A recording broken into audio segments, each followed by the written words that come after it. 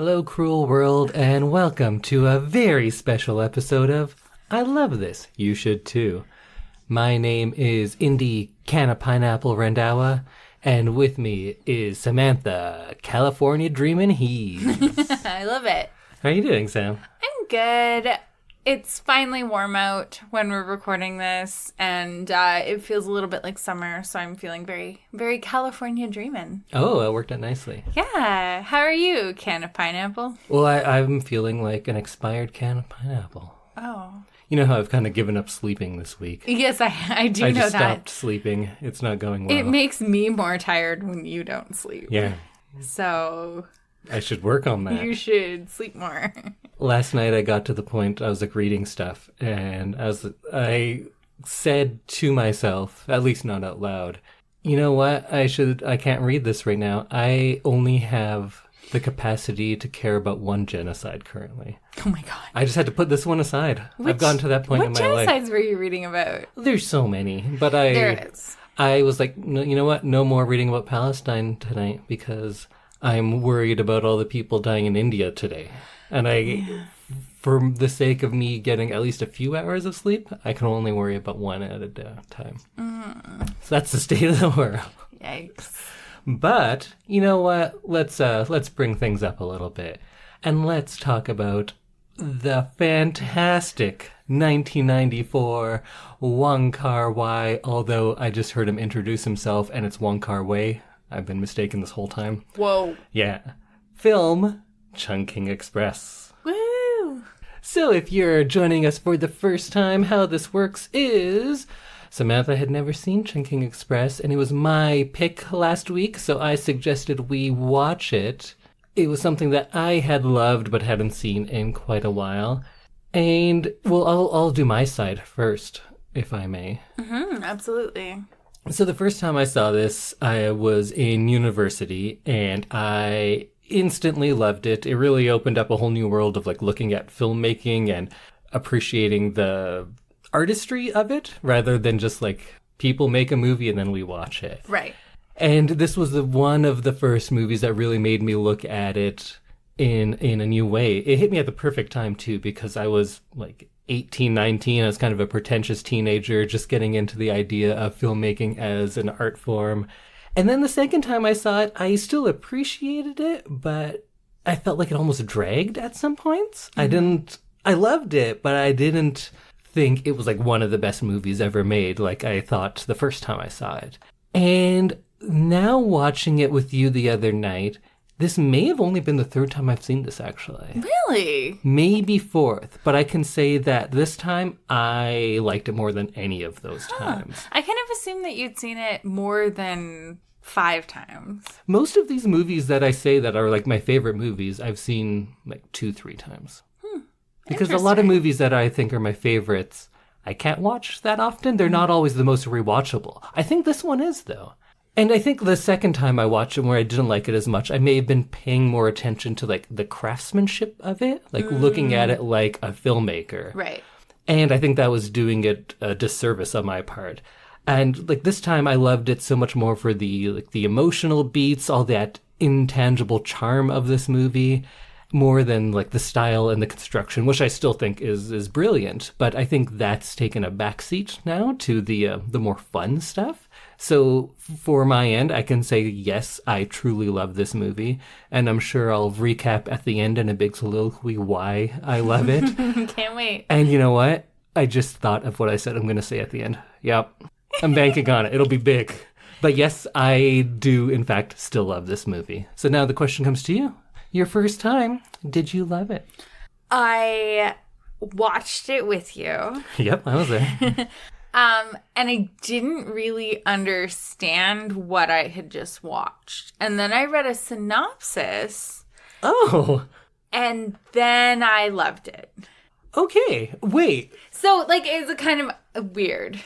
So when you watched it, there were like actual plot things that you felt like you just didn't get, maybe? So I didn't, like, I knew that the cops were 2 different people. But they kind of blended for you? But they kind of blended for me. And then I was confused about the flight attendant and how she becomes a flight attendant at the end. And, like, the the May character, and it just like it all blended too much for me that I just like had to read a synopsis and be like, okay, so that is what I saw and this is actually what it is, and then I enjoyed it retroactively. And for any of you out there, I fully vouch for Samantha in saying she is not racist for combining all of these characters, because I feel like that's a very intentional choice. Yeah, they look so similar. I definitely disagree with that, but that's because Tony Leung is one of my very favorite actors of all time, so I can't see that. If I had seen him in other things, I might know him better. But just like how when I watch every romantic comedy with you, I confuse the male always. They all look the same to me. Okay, yeah. In all American romantic comedies, and I think so that's I understand kind of what you're saying. Yeah.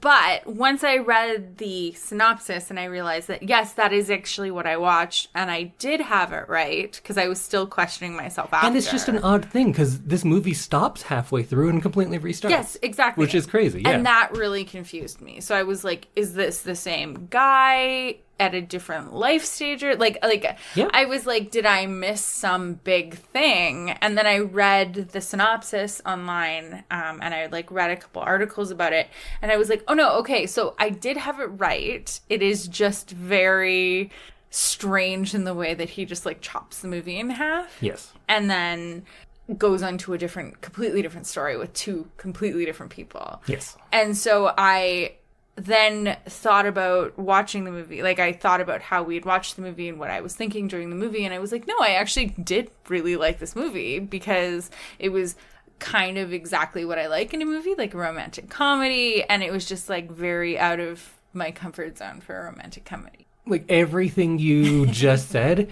is exactly what I not feared, but kind of expected and would love to talk through. I think this movie is a great movie to watch for what we're doing, because it's a movie that introduces lots of these like kind of art house ideas, movies that aren't necessarily typical in lots of different ways. And sometimes it's just because it's a foreign film, but this also makes choices to be a little bit difficult, and it's very stylized. Right.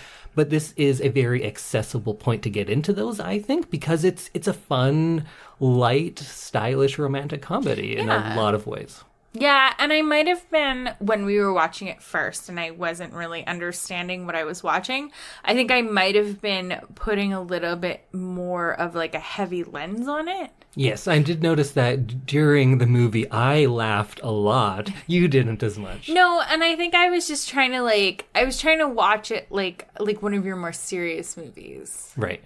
And I think that might have been wrong, but as soon as I read, like I said, as soon as I read a little bit about the movie, I was more able to be like, no, that was like a cute, funny movie, and I did get it right. I was just trying to be too complex about it.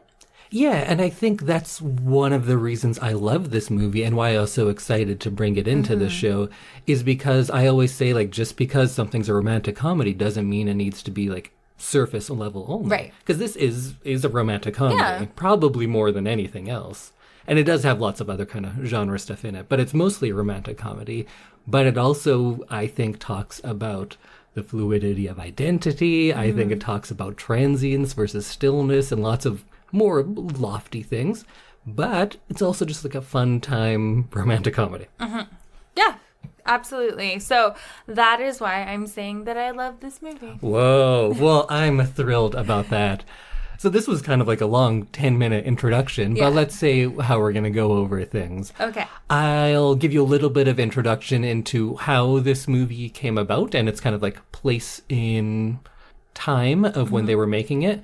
Then I'll walk us through the story very quickly, and we can talk about whether or not certain bits were as funny as I think they were.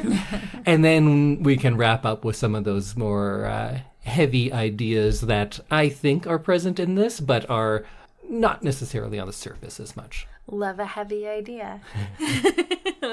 Let's do it. So this came out in 1994, and it was made in the middle of him making another movie.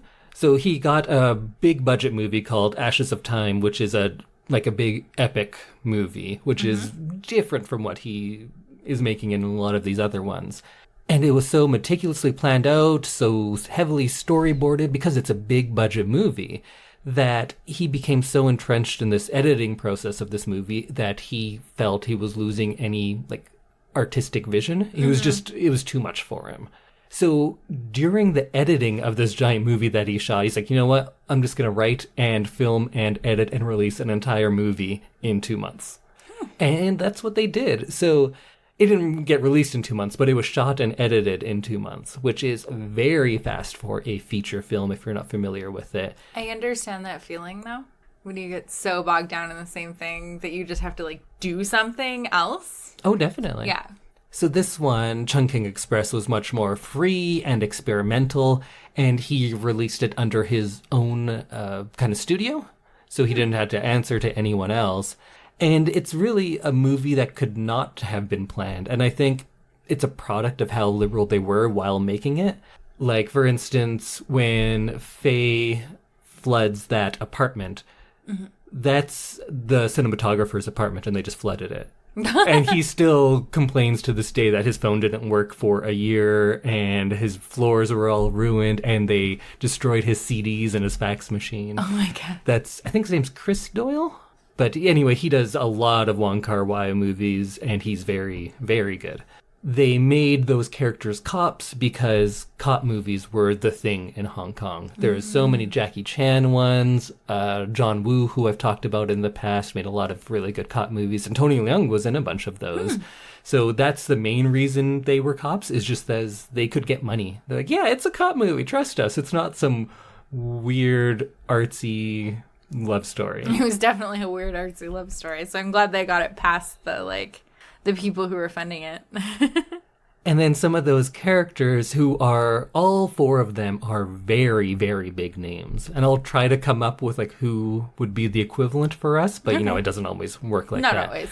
So Tony Leung is maybe my favorite living actor. I think he's fantastic. Let's say he's like a Tom Cruise of Hong Kong. Okay. He is the action one guy. of the biggest stars. Right. But from action, also romantic stuff. Nice. So he's a big, big name. But I think Tony Leung's a better actor, but that's just me. So he's also worked with Wong Kar-Wai a lot.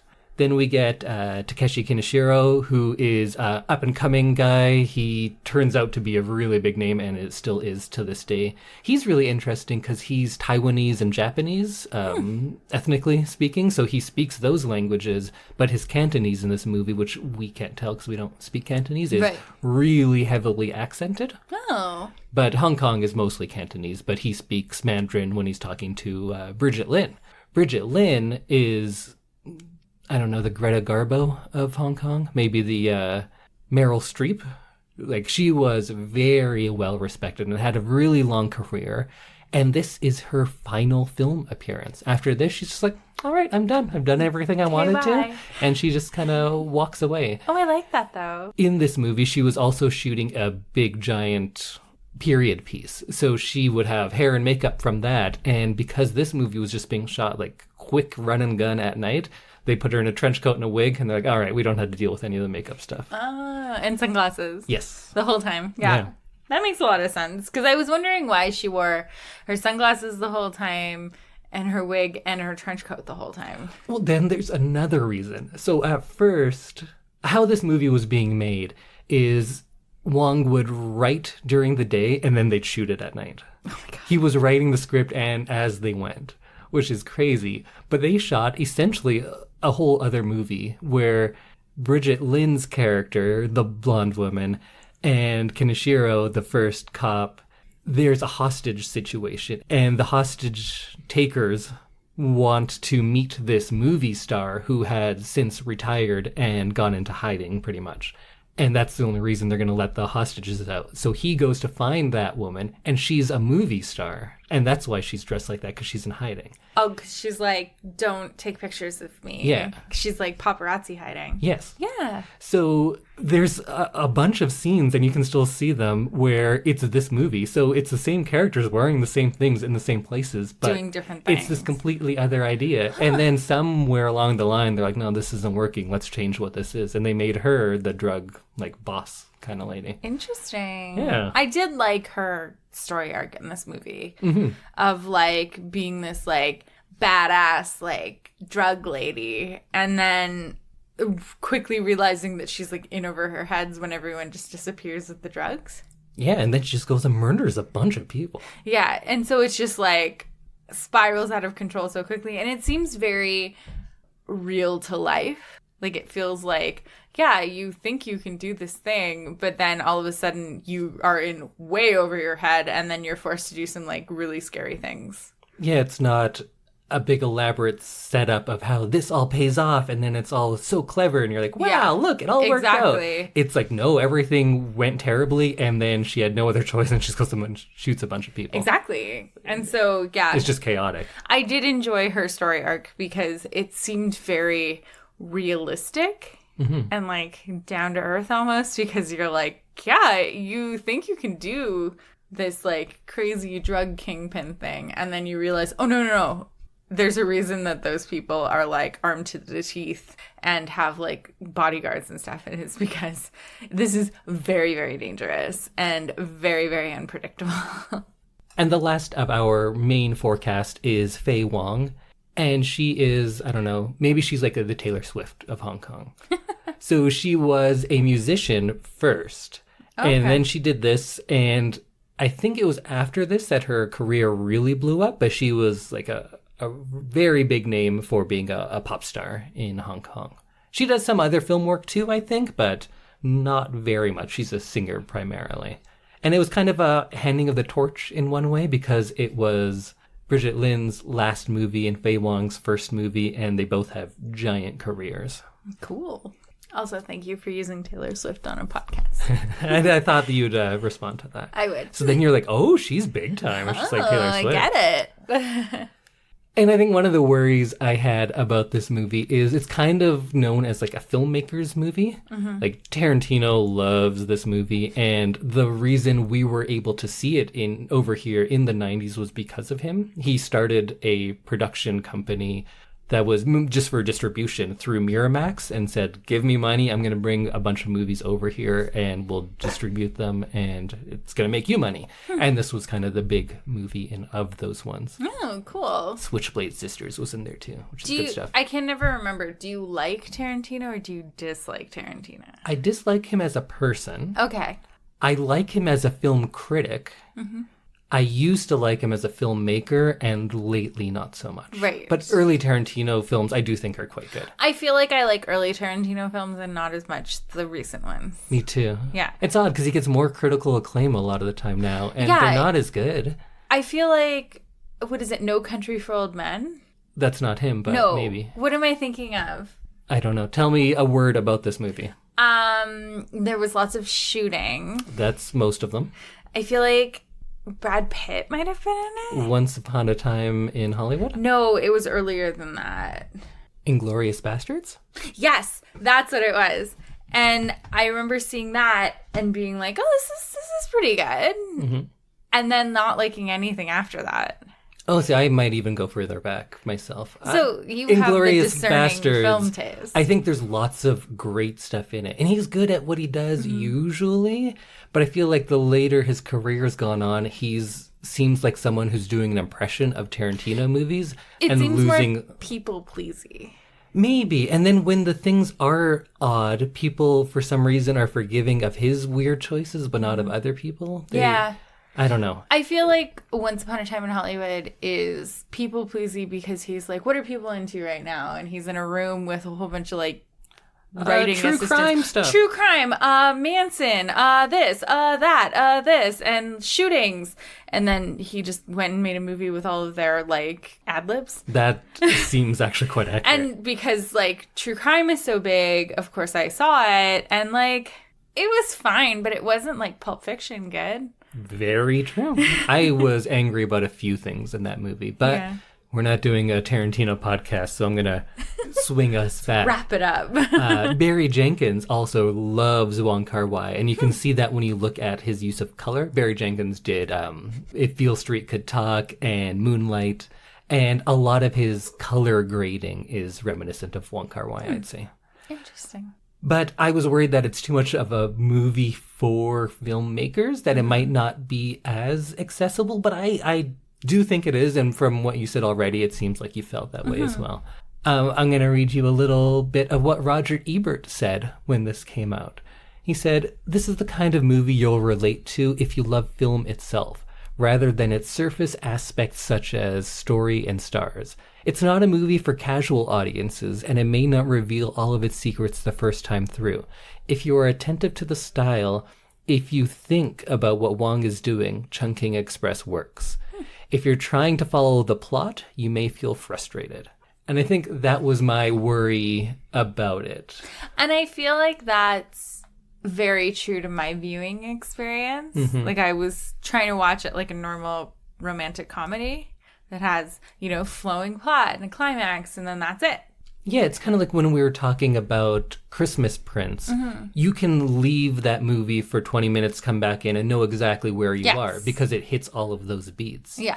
This has a lot of the essence of romantic comedies, but not necessarily the formatting. Yes, I agree.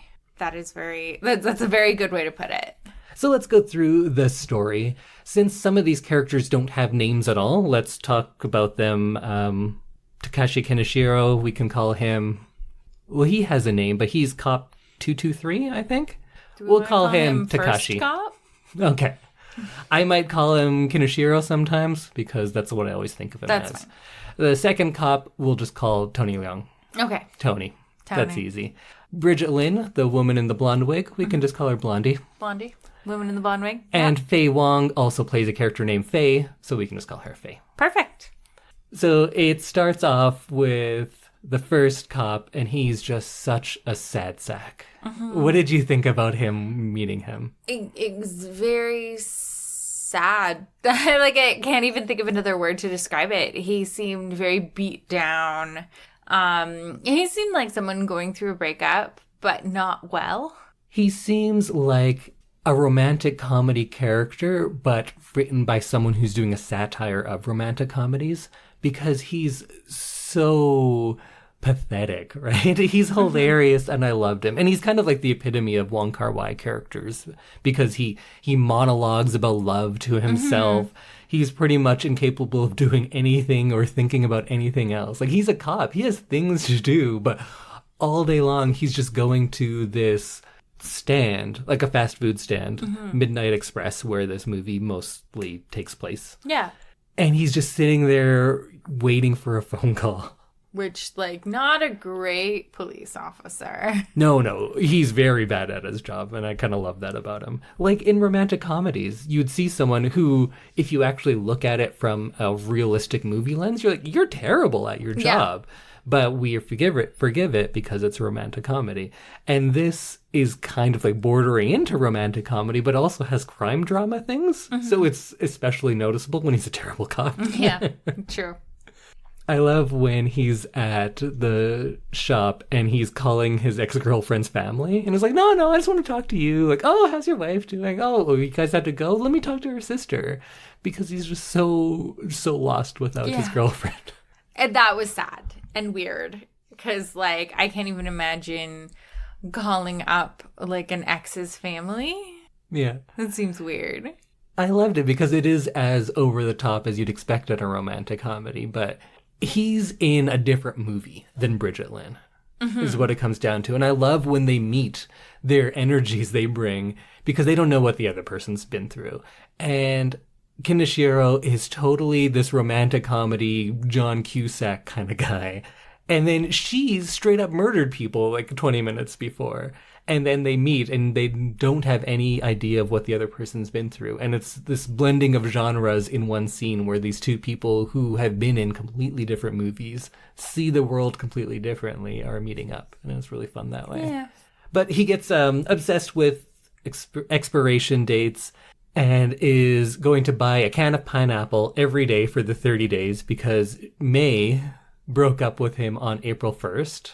And he thought it's an April Fool's joke, potentially. Right. So he's going to buy one of these every day and has to have an expiration date of May 1st because it's a month after May broke up with him. And it's also his birthday.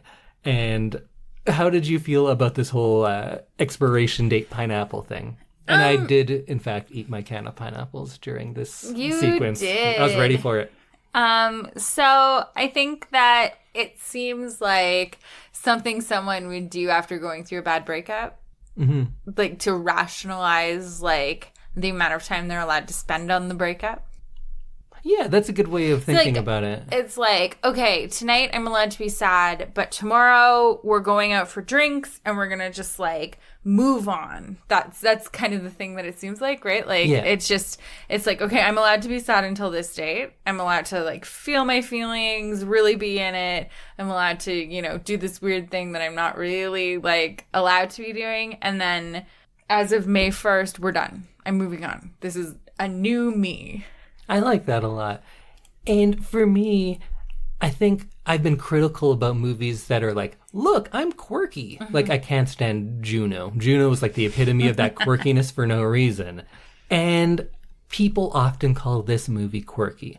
But I think that bits like this, like his pineapple obsession, goes far enough away from quirky and gets into the poetic and the metaphoric that it actually turns out to be more than that, because it's truly an example of how he sees this world fundamentally different than other people do. Right. So that's why I'm forgiving of this. Like, I wrote this feature once where one of the characters, they're like, you have to make her quirkier because she was like the love interest. So I was like, all right, she only eats at restaurants that have puns for names. That's hilarious. She's going to go to Burned at the Steak and Pita Hayworth's and the Leaning Tower of Pizzas and I Only Have Fries for You, and Much Ado About Muffins. You're very funny. And no, see, I'm not.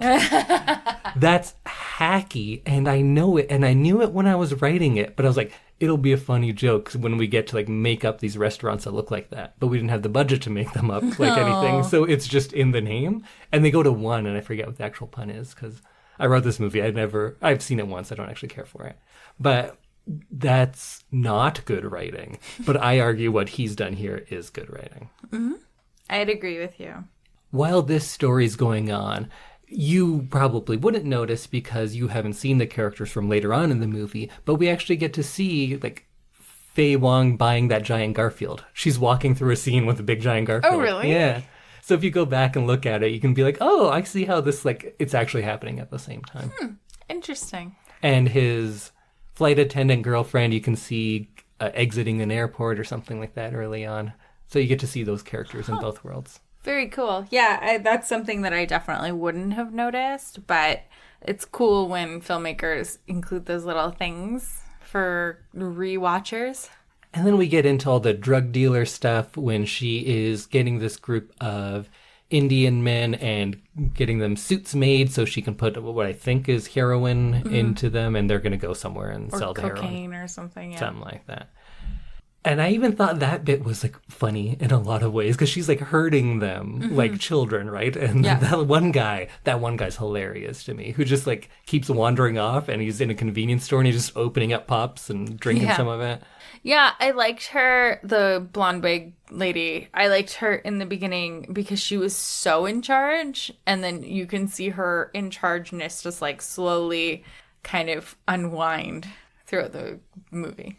Yeah, so like you said, those guys take off, and also she has some sort of relationship with that white bartender. Mm-hmm. And I think he's involved in the drug business in some I'd way. say so. But he starts ducking her as well, and he starts sleeping with another woman that he gets to wear a blonde wig. So that's weird. That was a little weird.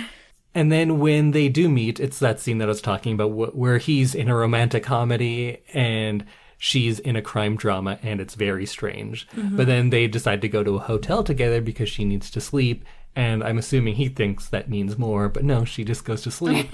And he eats like 12 meals. Yeah. I don't understand why he ordered so much room service. Because he was hungry. All he had eaten was 30 cans of pineapple. Then he threw it all up, and then he got real drunk. Sounds like a good night to get over a breakup. Yeah, you know what? It kind of does. And it totally works, right? Yeah, exactly. So then in the next morning, she's gone, and he goes and runs, and he speaks in metaphor, as he often does. And this is the only way he gets his tears out. And again, in other movies, I'm less forgiving of people saying their emotions, but that is the world that he lives in, right? It seems very true to him, so I didn't have any problem with that. Then she goes and kills that guy. At that point, one thing I never thought of before is that other woman going to go to jail? Because the other woman is wearing the same thing, the wig and everything, and dancing at a jukebox. And Brigitte Lin's blonde-wigged woman, comes and kills the guy. And someone probably saw her walking out. And they're going to be like, oh, who did it? Like, well, the only other Asian woman in a blonde wig in the same room. Oh my God, I didn't even think about that. But yeah, I think that lady's going to go to jail. Yeah, I never thought about that until this time, because it's not really important in this movie. But yeah, now I realize that woman's probably going to go to jail. Whoa. I didn't even consider that. But yeah, I forgot that they were dressed alike when she did that. Yeah. Yikes.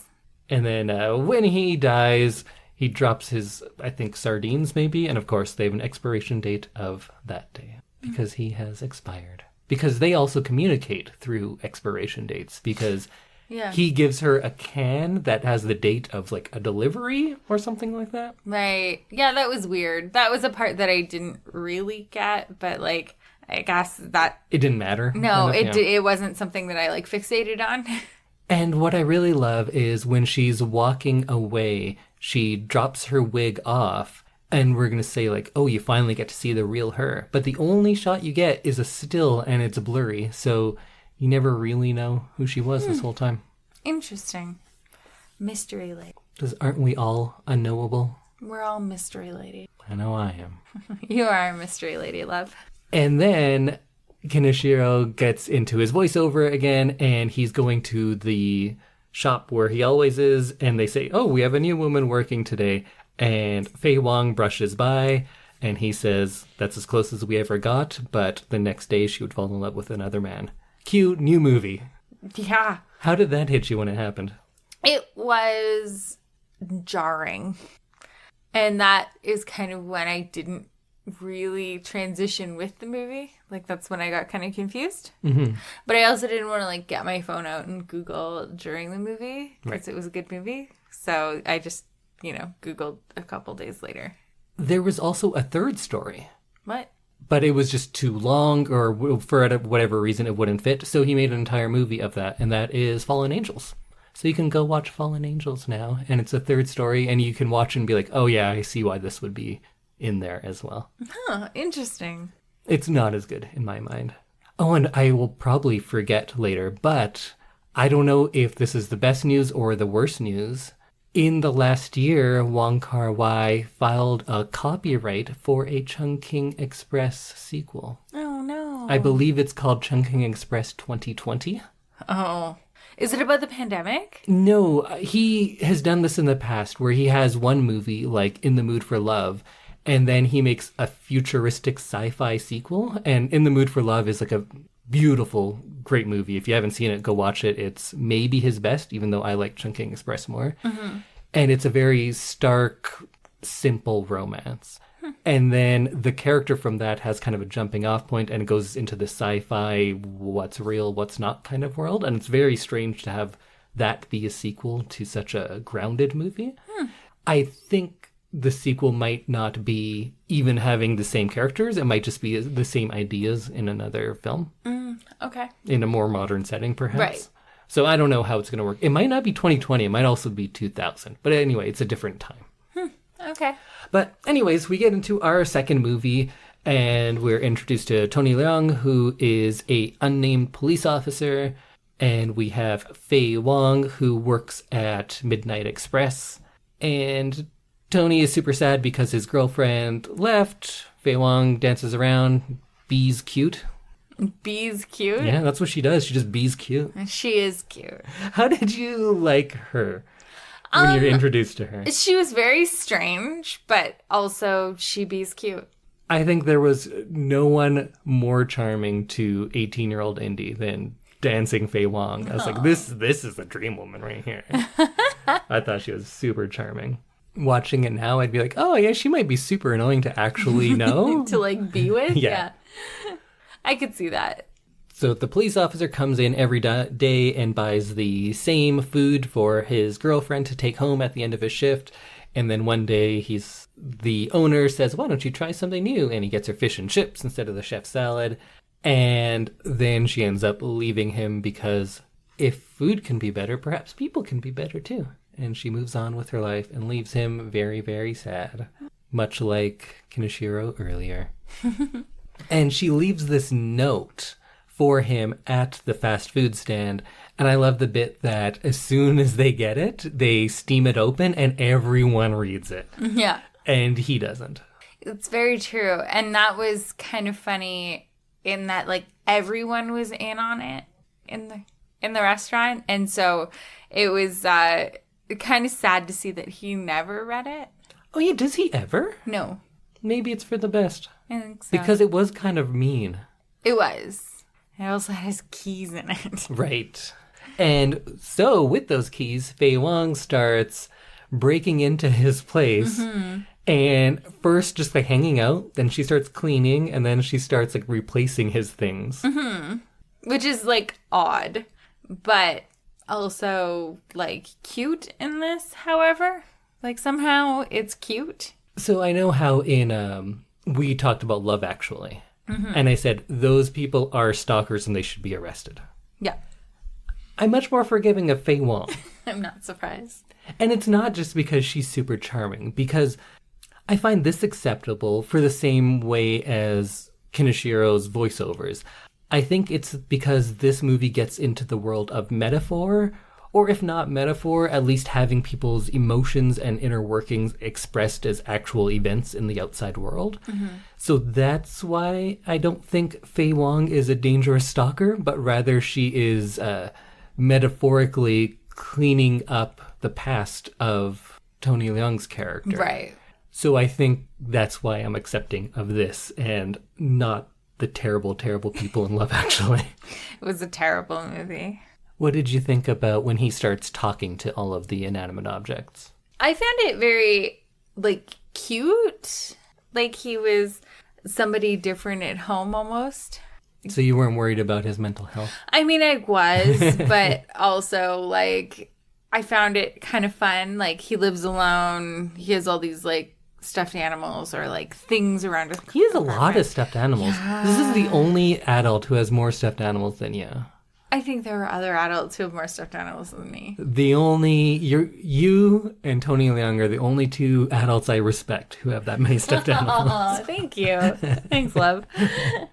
But it made me think that he's like putting on the tough cop veneer over top of like him just being a normal person, and this is what he likes, and he lives alone, and he has lots of stuffed animals, and he likes to talk to them. Yeah. Well, I think it gets into the metaphorical stuff as well, because he also like gives his dish rag a pep talk. Yeah. Like he had to stop crying all the time. Kind of weird. Well, he's clearly just talking to himself, yes. And his own self is reflected in his apartment, right? That's kind of what I thought. He was like trying to give himself a pep talk without giving himself a pep talk. Yeah. Yeah.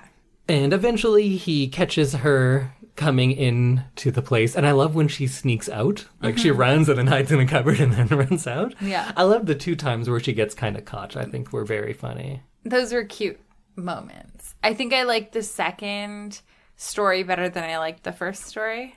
The goldfish? Oh, like the overall stories? Yeah, the two parts of the movie. I always did by quite a bit. This time, I think I probably still do. Although this time I thought the first story was so much funnier than I'd remembered. Because I think I was taking him too seriously the first time. And now if you look at him as a character pulled from a romantic comedy and thrown into a crime drama, it's hilarious.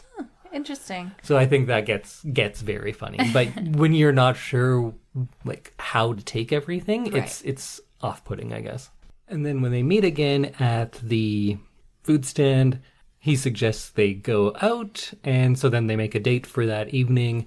He goes, she never shows up, but then the owner comes by with a boarding pass, or a note. He doesn't know what's in it, and of course he doesn't read it immediately. Eventually, he throws it away, picks it back out, and this time he's actually going to open it, unlike the first woman's yes. letter. So I love the scene where it's all wet and he's like delicately opening it and then he puts it in like that hot dog rack or something like that, that food rack to dry it out.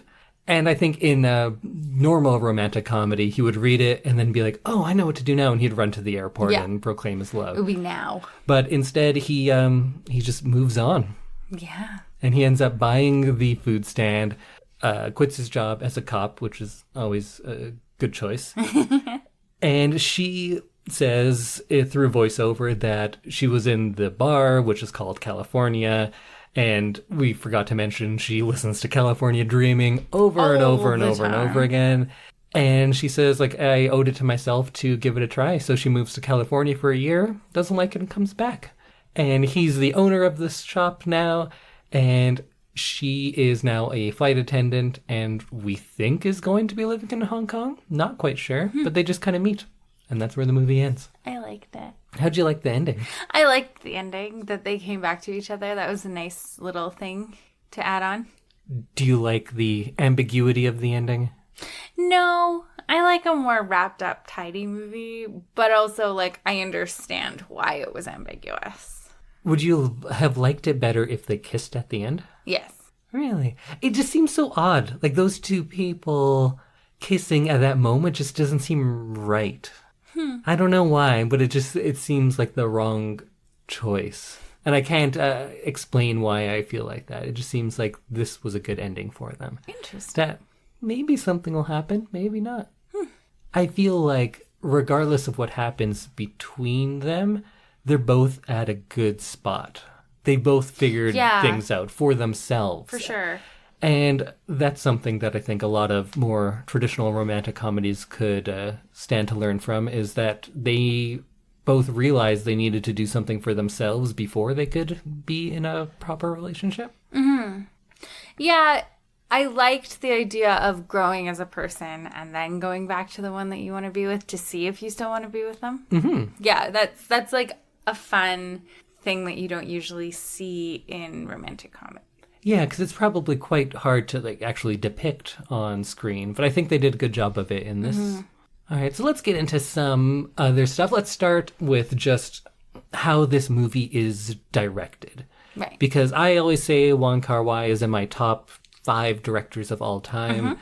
And there's a lot of artifice to his directing. Like, you have that frame rate stuff where people are kind of slow motion, kind of blurred out. You have people talking to stuffed animals like it's their friends. You have... they are friends. That's true. But there's a certain level of comfortability. Is that a word? Comfortability? Comfortability. A certain amount of comfort and casualness to how he does these like very strange things. Yeah. Did the color of this movie, like how it looks on a very basic level, how things are colored, did that strike you at all? I felt like the first movie had a very almost like Bond coloring to it. Bond? James Bond? Yeah. Like it was What is Bond coloring? I don't know. Like, okay, so now that I say that, it doesn't really make any sense. But it's like a very like action-y flick kind of coloring to it. Okay. Whereas the second story had a very like real life kind of lighting and coloring to it. Interesting. They did have 2 different cinematographers. Oh, okay. Yeah. That makes sense. So that maybe is what you're picking up on. Good eye. Bond might be the wrong word, but it is definitely like they felt like 2 different things to me. Yeah. Bond may be the exact right word. I actually haven't seen any of the new James Bonds, so I have no idea. I've only seen a few, and I've also only seen a few of the old ones. So I could be like totally off, but it felt very action and adventure in the first one, and the second one felt very like everyday kind of normal lighting.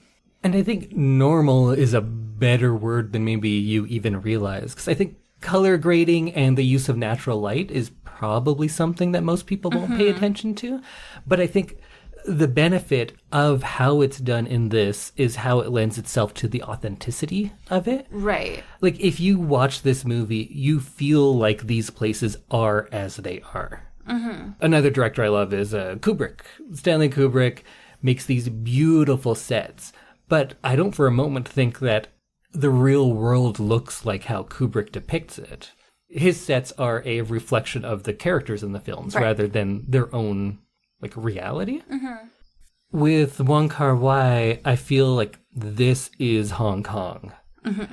And then when you also get it colored by the emotions or the actions of the people and by Wong Kar-Wai's vision, and I mean like colored both literally and figuratively, like it's not always strict reality, but when he does choose to change things up from strict reality, it's so much more effective because you already believe in this world. You believe that world is as it is because he's shooting at night in Hong Kong with natural light. He's not bringing in big lights or building studio sets or anything like that. And then when he changes things up so they have like blue tints or oranges, depending on whatever the scene is, you believe that that world is perfect for those characters. And I think the only way that you get such authenticity with clearly artificial choices and all those stylized sequences is by a man who sees this world as reality. Right. And I think that's the case with him. Like when you listen to interviews with him, I don't believe for a moment that he's creating these worlds because he thinks it looks cool. I think he's creating the worlds to match what he sees in his mind. Because this guy, from when he was like a young filmmaker to today, any interview you see with him, he's wearing sunglasses and he's smoking a cigarette. And I don't think it's just like, hey, I'm cool, I'm a cool filmmaker. I think he believes in a world where everything should be a little cooler. Let's do our part. And he does his part in this one. I agree. Everything should be a little bit cooler. Yeah. That's why we shall watch Wong Kar-Wai movies. Everyone will be a little bit cooler. I knew you were going to say that. That's why you're so cool, right? Oh, clearly. Yeah. That's why. That's why I like you so much. Like, he watches a lot of Wong Kar-Wai. Yep. Gonna marry him. This is an odd question, but answer in any way you feel appropriate. How did you relate to the spaces in this movie? Spaces how? Like, there's no real establishing shots in this movie. So this is a movie that takes place in Hong Kong, which is a city of like amazing giant skyscrapers. Do you know what does Hong Kong look like to you? Because you've never been there. I just imagine it like a lot of high-rise buildings really, really close together. Would it surprise you that it's an island and there's mountains on it? There's mountains on Hong Kong? Yeah, see, right? Like, you don't get a sense of what Hong Kong looks like at all from this movie. But it is the most Hong Kong movie. And I feel like no movie captures what it feels like in Hong Kong more than it. But it doesn't give you an idea what it looks like at all. Huh. Yeah, you're right. You never get to see a building. There's no zoom out. No. There's no street shot. Not at all. No. Interesting. Huh. I didn't really realize that. And I knew that Hong Kong was an island. I didn't realize there were mountains on it. Well, half of it is an island. Half of this movie takes place on Hong Kong Island. Right. You have the island proper, and then you have Kowloon, which is the peninsula, which I love. Hong Kong is where you get your newer, shinier, more expensive things. Kowloon is Chungking mansions and things like that. So the island is probably more Western and modern, while Kowloon is more traditional and Eastern, if I want to like summarize very quickly. Okay, yeah. That makes sense. So the movie takes place on both. And like if I can project my own ideas into this movie, I feel like in a metropolis like Hong Kong, you get both extremes of being out in public. Like you can be anonymous because there's so many people and you can feel unseen, but you also can make public places private. Like because you are unseen, you get a certain amount of privacy and anything can be your own intimate space. So you're never alone when you're out in Hong Kong. Right. But because there's so many people and there's so much anonymity, you're kind of always alone.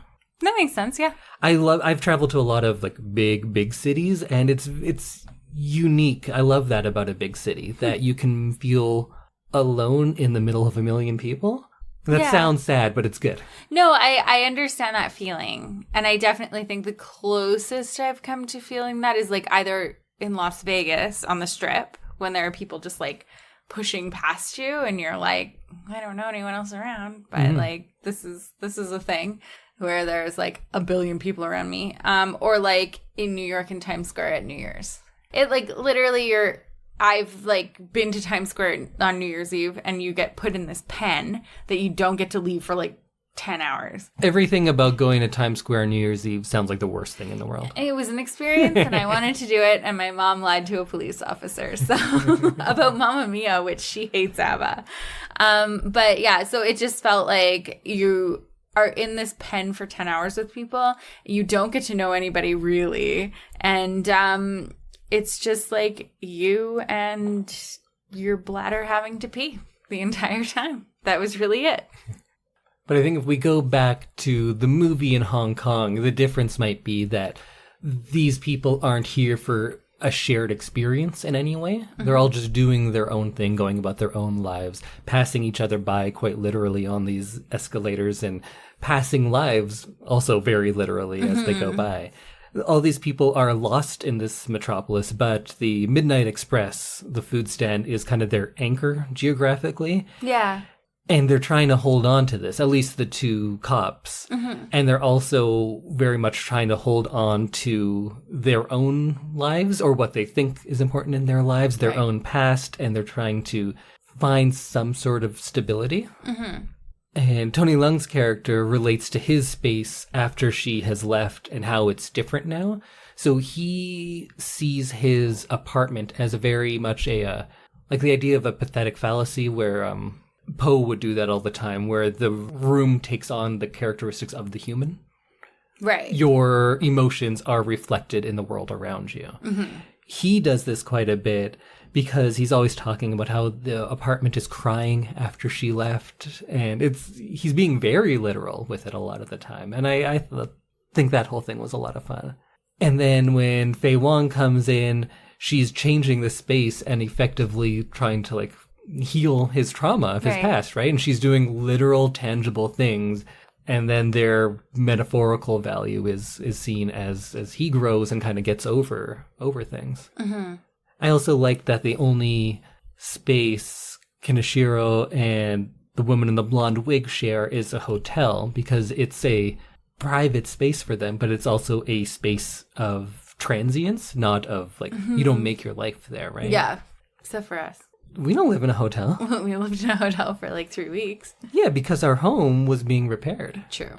It kind of felt like we made a fun life there, though. True. But it's not real life. True. Hotel life isn't real life. Exactly. Hotels are spaces of transience. We just made that point together. Yes. Oh, and we're high-fiving? Yeah.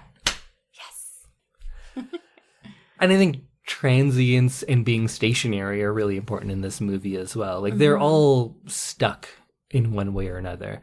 Both men are obsessed with the past and they want to go back to how things were. They're both very static. They go to the same place, they order the same food, and they hope things don't change, or they hope that things go back to how they were. But the two women we get in Faye and the blonde woman are ambitious, and they're out to change their lives. They go about it very different ways, of course, but that's what they're trying to do. It seems at first that Faye isn't as stuck because she wants to go somewhere else, but you can see that she is stuck in that idea of California because she's listening to the same song over and over again. She's going to the bar, California, and eventually she leaves. So she does get what she wants in some respect. And then to contrast Tony Leung's character, his girlfriend is a flight attendant who's always traveling around the world, and it's made very literal, their relationship, when he's staying at home and waving to her as she goes by on that giant escalator. Yeah. Those escalators are real and they're kind of cool too. Are they? Yeah. I was wondering about having an escalator outside your apartment. Yeah, there's like, because there's so many people commuting in certain areas that they're like, okay, we have the subways, we have the roads, but what else can we do to take care of that? And they put in these giant escalators. Interesting. Huh. And then eventually she leaves after he orders her something different than a chef's salad. And his fear is that once she sees the outside world and she becomes more worldly, that she'll also realize that she can do better than him. Yeah, like introducing her to the outside world and choice. Yeah. Was a bad idea. Yeah, because he's very he's not a bad guy, but he's a very self-centered person. His world is about himself, and like it's very apparent with the apartment, and he talks to everything, but everything's just a reflection of himself. Right. And his takeaway from buying her a different dinner and then her leaving is that now she knows there's other options out there, just as there are different options with men. Right. Which is a weird link to make in your mind. It is. And it seems like he's just ignoring the actual reason that they broke up. Yes, because he's been stuck in a rut. Yes. And he does not acknowledge that at all until later on. Exactly. So then when Faye comes in, she's kind of championing this idea of staying where you are and being comfortable, but she's doing it by healing that trauma, by cleaning the place, by replacing the polar bear with a Garfield, which he somehow doesn't notice. It's weird that he doesn't notice that, because that's a stark difference. But again, it's all just representations of himself and his own mind and his well-being. I would notice. I think you'd notice that, but I think there's a lot of things you don't notice about what I do around here. Especially if it's in the kitchen, I don't think you'd notice. I go in the kitchen. I change things a lot now. Okay. But like, I think it's perfect that he doesn't notice the apartment changes because he's so stuck in the past that he can't acknowledge these changes at all. Right. He's like unconsciously changing. Absolutely. Without realizing it. He's healing. Yeah. She's healing him. And he's doing some work on his own, too. And then I like that she goes away and comes back and they're like, good to go. Yeah, so let's talk about that. So then he gets the shock that she's gone to California, and we learn that she's now a flight attendant. And he needs to learn for himself that this room is not his life. And he needs to learn for himself that going out and exploring, maybe that's not his life either. Because so often, if it's someone who's stuck in a rut, then they go on a big trip and they move away, and that's how they solve it. Right. That's not the case with him. He needs to change, but he also needs to be in Hong Kong. That's who he is, and he needs to discover this, that that's where his life is, and maybe Faye will come into that life. But he's not willing to give up all of the things that maybe he's learned about himself, and I think he has in this year that she's gone. Because he quits his job, he buys a restaurant, he changes everything. Yeah. So he does make a change, but it doesn't have to be the same change that she makes or that his ex-girlfriend makes. And I think that's the choice that other movies, maybe more simple movies, might make. But I love the choice of, he's like, no, I'm just going to stop being a cop, but I love Hong Kong. This is where I should be. I liked that, and I liked that he was trying something new, and that he was just like, I'm going to do this because it means a lot to me, this place. Yeah. Like buying that restaurant. And we would think that Faye's problems would be solved by her going to California, but that's not the case either, because she said she gave it a year, but then she ultimately comes back. So she needed to change what she thought would help her as well. So she goes out to the rest of the world and comes back, and possibly comes back to him. And if that is the case, that would be the ultimate for him, right? Because his biggest fear is, like, if you see the outside world, why would you come back to me? And she goes out for a year to California and then comes back. Yeah. That makes me think that they will be together forever. I hope so. Or for now. Yeah, I don't know. In a lot of movies, I think about what would happen later. In this one, I don't even want to think about it. I just like that they're there at that moment. And he's bought the Midnight Express, which is kind of the center of his self-centered nature. Or it used to be the apartment, but then he has this as well. But now he's taking ownership of it. And I guess that's the only successful part about the transience versus being stationary. Because in the first movie, you could say that Kaneshiro has gotten to some point of acceptance because he has moved on, and the simple gesture of her wishing him a happy birthday, that's all he needed. He needed so little to move on. Yeah. Which is also kind of sad, but like kind of beautiful that he got what he needed. So I feel like he's ready to move on. She, the woman in the blonde wig, who knows? She's such an enigma. Yeah. Is she going to jail after this? Is she fleeing the country? We don't know what's happening. Yeah. We could say she's better off in the short term. She's gotten out of that immediate situation, but it's probably only going to get worse. True. Who knows? Drugs. It's a downhill spiral. There you go. You heard it here, folks. Stay in school. But the second story, you could say, is somewhat successful because they find some sort of middle ground. It's not, yes, we're going to move to California together. It's not, we're going to stay in this apartment forever together. It's, we're both going to change our jobs and move around, but mostly be here. And I think you could say that Tony Leung is also an agent of change for Faye, because she only realizes that she's been sleepwalking through her life after seeing him. She looks at him and goes like, oh, is that what I'm like? And then when they go to have that date, she realizes like, I need to do something. I need to go to California. Yeah. You have very good outcomes from this movie, and I like them, and I wish I was as smart as you. It's not that you're not as smart as me. I think I obsess about it more than you. After watching it this most recent time, I was really like thinking about it for like 4 days. I was just in that world. So you said upon your first watching that you got the two cops mixed up. Yes. Which I don't think is just you not paying attention or anything like that. I think that's intentional, right? They don't even give Tony Leung a name. Yeah. They're both just cops. They're just right? numbers. I think their numbers are 223 and 663. Right. So even that is like really similar, right? It is, yeah. And then Brigitte Lin, the woman in the blonde, she also has a double because there's that other woman in the blonde wig.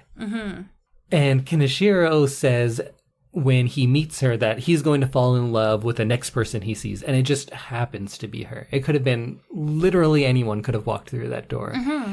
I think, again, although perhaps unintentional, this serves as like a commentary on romantic comedy movies, because how often I say like the only reason they're in love is because they were near each other. And he's coming out right and saying like, I don't care who it is, I'm just going to fall in love with the next person. And that's kind of his way of getting over his breakup. And so much of this movie talks about happenstance and coincidence and what may have been. And I think that all goes into those ideas of fluidity of identity, because those two cops are interchangeable. The two blondes are interchangeable. There's two Mays in this movie. There's May, and Faye. Yeah, so that was also very confusing. They're intentionally doing these things to show how much of this is just coincidence and how much maybe happenstance plays a part in our lives. Then maybe they're also saying that the idea of breaking into someone's house and switching their polar bear for a Garfield, replacing their soap, or staying up late while she falls asleep and eating lots of chef salads, like all of those are just as like valuable. You do every night. I don't eat chef salad, although I do eat salads when you go to bed do. a lot. Yeah, that's true. That's true. It's because I make you eat all the bad things before I go to bed. Yeah, when you're not around, it's healthy time. But it's saying like all of these things are just as valuable, maybe, because it's all happenstance. And I think that's where he gets into his kind of postmodern ideas that our identities are just constructions. Yeah, it's interesting to see the second character's growth throughout the movie, and I feel like part of the reason that I got confused was because the first character doesn't really grow through the movie, like through the first part of the movie. No, his only growth is, it's like a self-imposed deadline of like, I'm going to be over it on this day, and then he kind of is. Yeah. And like his running thing, that's a symbol of it, but it is an odd one because it's not like he does the work to get somewhere. But maybe he's doing the work that he needs to do because he needs that month. He needs the month to wallow in it, right? Yeah. Maybe that's what he needs more than anything. He needs time to be this sad sack character. Yeah. And he needs someone to show him just like a little bit of affection. Yeah. That's all he needed. Rebound. Yeah. I think we can't leave without talking about the music of this movie.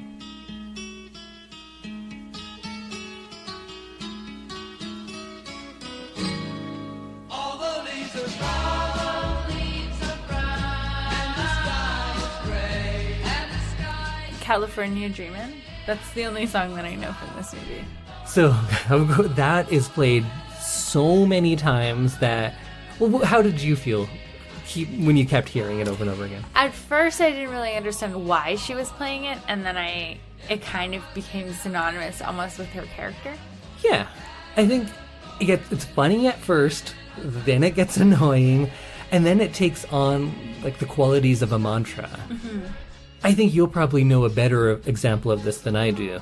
But there's a lot of romantic comedies where when the two characters aren't together at first, they share some sort of joke or some sort of saying, and then they get together, then there's some sort of falling out, and then they have to get together in the end at the airport or wherever, and then the person says the thing from earlier in the movie.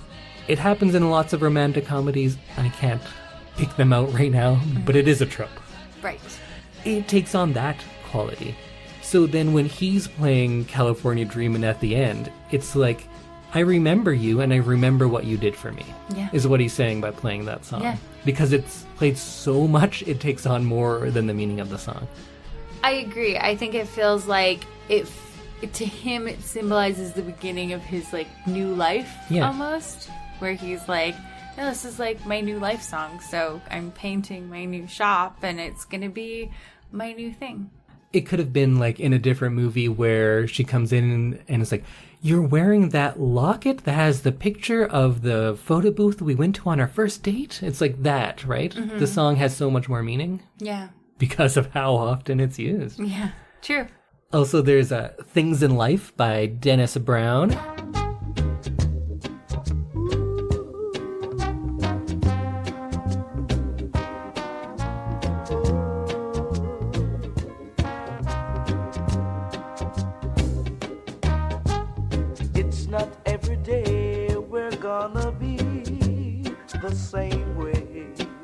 I only know Dennis Brown because Bob Marley said that that's one of his favorite musicians. So that's the kind of reggae song we hear a lot in the first one. Oh, interesting. I didn't register that song as much as California Dreamin', so... It's a lot, but it's quieter because she's blasting California Dreamin'. She is. It's such a point that nobody can loud, hear, right? Yeah. What a Difference a Day Makes by Dina Washington's played quite a few times. And I think that's they're pretty much saying what the meaning of that song in this movie is. True, yeah. There's also the kind of unofficial theme of the movie. It's called Baroque by Michael Galasso.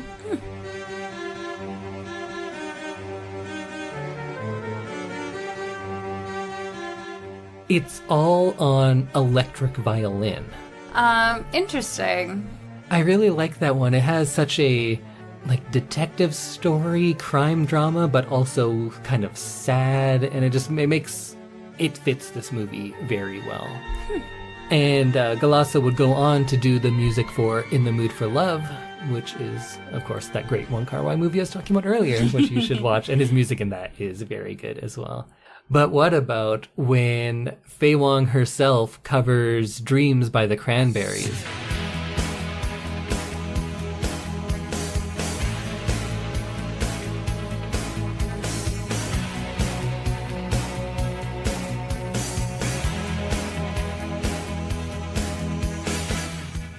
So it's so 90s because it's the Cranberries, but it's so Hong Kong because it's Faye Wong.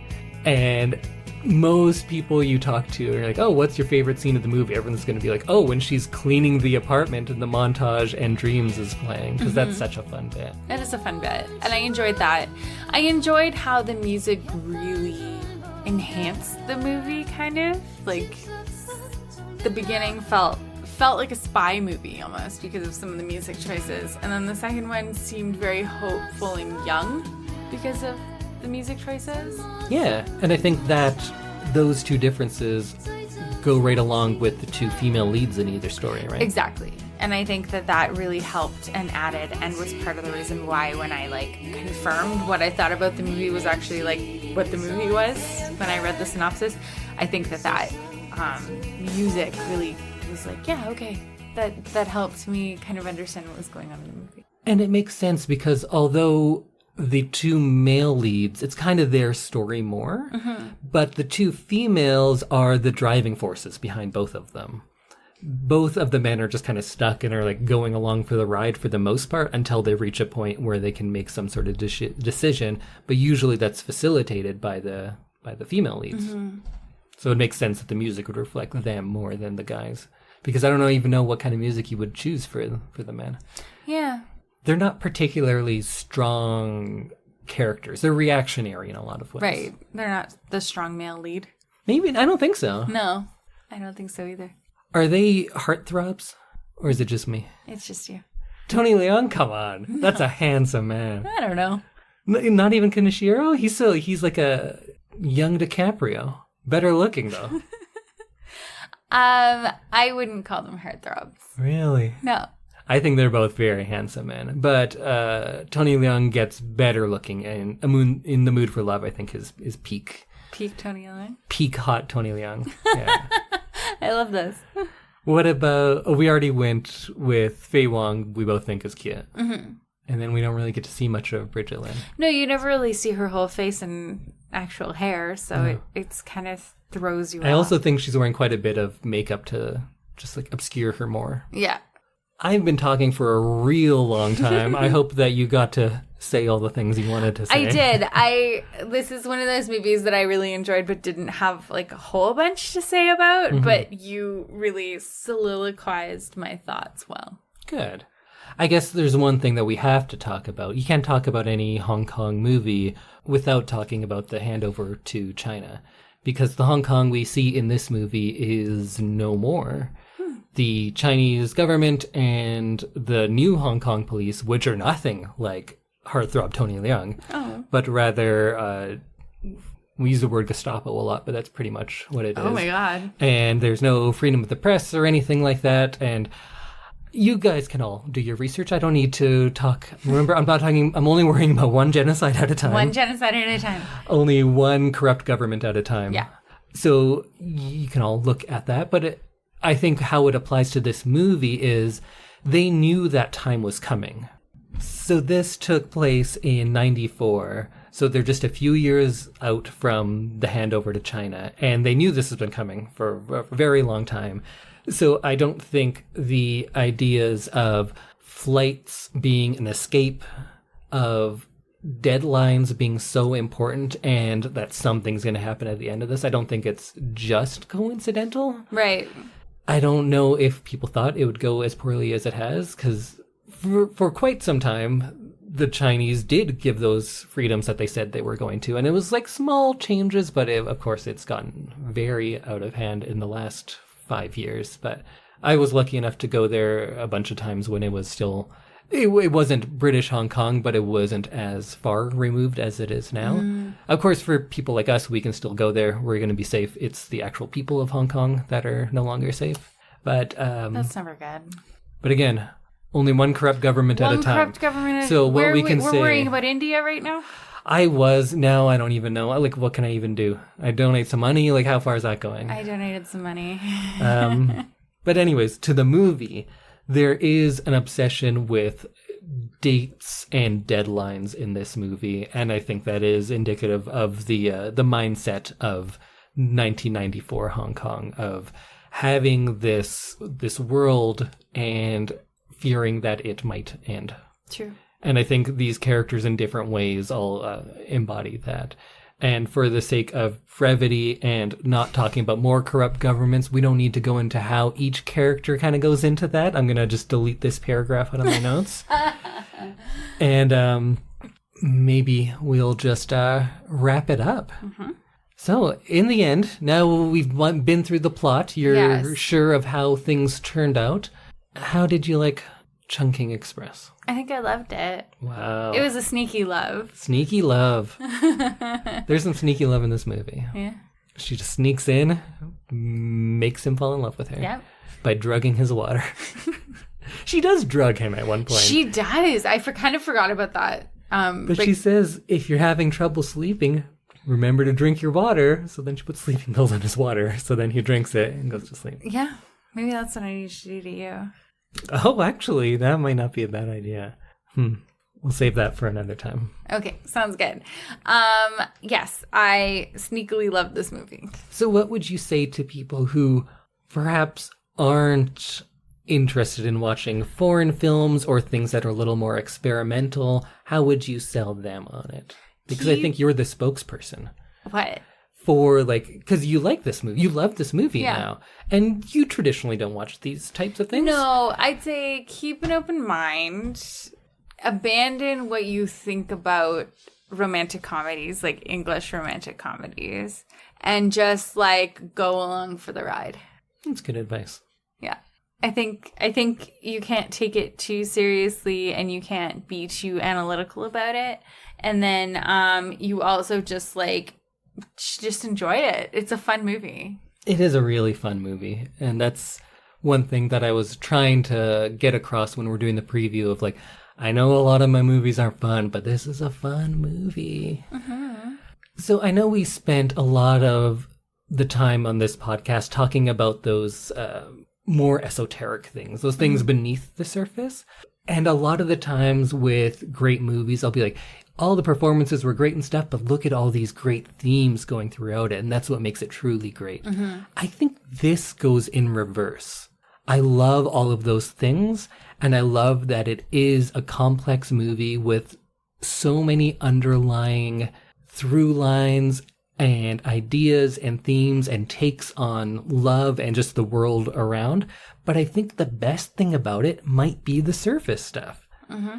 When it's just a fun watch and you get to see all of these characters that are all very fun in their own ways, falling in love or just going through life. And I think I'm going to say what I thought of when we were introducing it. Right. This may be my favorite movie ever. What? Your favorite movie ever? Maybe. Like, when people ask me what my favorite movie is, my go-to answer for many years has been Taxi Driver. Mac and Me. Yeah. Oh, or Mac and Me. I say Taxi Driver, it's the greatest. Right. And I think it's just amazing, Taxi Driver. But now I'm thinking I may like this movie more. And I wonder if that has to do with my changing outlook on life. Mm-hmm. Like, Taxi Driver is all about meaninglessness, nihilism. The world is the worst. All we do is suffer, which is it's true. I still think that. You always joke about how I'm pessimistic or nihilistic and everything is doom and gloom, but I don't think that's how I feel. I think that's maybe how a lot of other people who are less into those ideas than I am think that's how I feel. Mm-hmm. I still believe, like, yeah, life is suffering. That's true. But like this movie and the works of Wong Kar-Wai, I believe the world is, there's violence, there's crime, there's people who are lost and just floating around looking for something to latch on to. But there's also magic, and there's romance, and there's charm, and there's beauty. Mm-hmm. And I think that this movie has such an amazing balance of those that's why it just seems like just perfect. And it's not just out of nowhere that all these good things come. There's no prince sweeping you off your feet. All of these characters, they make the magic for themselves. And when we talk about me being a nihilist, and I was like, yeah, I'm a nihilist, but I'm a happy nihilist. And you and others are like, must be so sad to think that life has no meaning. And I was like, no. It's so freeing to think life has no meaning, because then I am free to choose what is meaningful. And in this movie, like, Kaneshiro makes up how he's going to be happy. He says, oh, on this day, I'm going to be over things. I'm just going to run out all my tears. And he does it. And he is happy. Yeah, he moves on. I don't think it's just like for the day. I think he is better. Tony Leung's character is like, I'm going to make this world. I'm going to take the time to make myself better by talking to this soap, by talking to this Garfield, by talking to this rag. They're all reflections of me, and that somewhere he knows that. But he's taking it upon himself to make his life better. And yes, of course, there's these outside influences, and everything works out just perfectly and comes together in a way to make it for him. But it's not just like she comes in and says, like, hey, I'm quirky and different. Come with me to California. It's not that. She starts things up or helps him out. But he does that. He chooses to quit being a cop and to buy that place. These characters make these worlds better for themselves. And it straddles such an amazing line between the stark grittiness of this crime drama with magical realism at some points even, and like just the silliness of a romantic comedy. It has a foot in both of those worlds, and it walks that line so perfectly that I think it might be my favorite movie. Ever. Maybe. Wow. It's in the top 5 for sure, but at the moment where we turned it off, yeah, I was like, that's my favorite movie, no question. So yeah, I love this movie. So everyone out there, go watch Chungking Express if you haven't already. I will lend you a copy. It's that good. You need to watch it. Oh, I love it. Of course, if you're somehow haven't seen it and are listening to this, well, we ruined it all. But it's, you know what? I think we could watch it right now. You might like it more. Yeah. And you can click that link in our show notes. And link. If it's within a month of this coming out, you could probably watch it right in there. Yeah, perfect. I'm all done. I think I soliloquized for a while there. I got into a whole thing. Should I do some talking now? Yeah, do it. Okay, well, next week I will be bringing Indy a movie to watch, and we will tell you what we are currently really into in our picks of the week.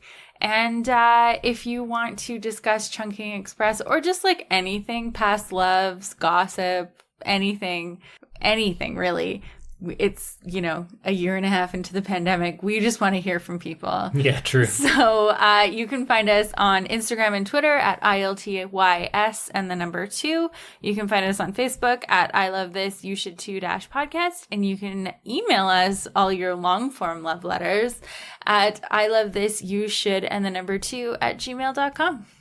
Please do that. And although I expressed my love of Faye Wong, do not just break into our house and do little cute things for us, because it'll actually just scare me. Yeah, it'll scare me too when I notice. Yeah. So we'll see you next week when it is my turn to tell Indy what he's watching. Goodbye. Bye, everyone.